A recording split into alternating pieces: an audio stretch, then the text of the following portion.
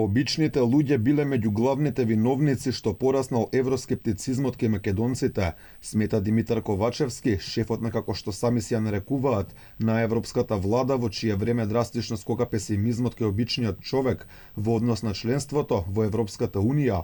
Виновни биле граѓаните кои го изразиле своето незадоволство за францускиот предлог, како и оние кои се револтирани за владините политики во однос на спорот со Бугарија. Вие знаете што се случуваше во текот на месец јули, кога се гласаше во собранието предлогот на Европската комисија за отпочнување на Европската унија за отпочнување на преговорите.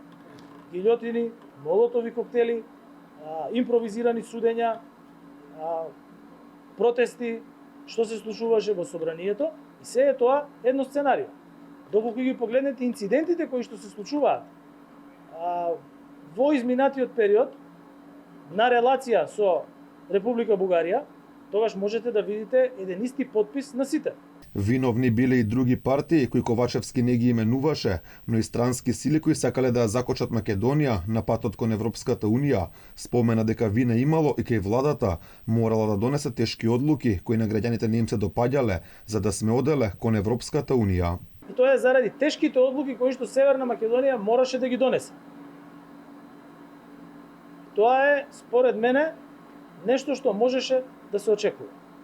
Меѓутоа, сепак, Европската унија е единствена алтернатива која што нашите граѓани и доминантниот дел на нашите политички партии го имаат како цел за остварување. Бидејќи друга алтернатива не постои.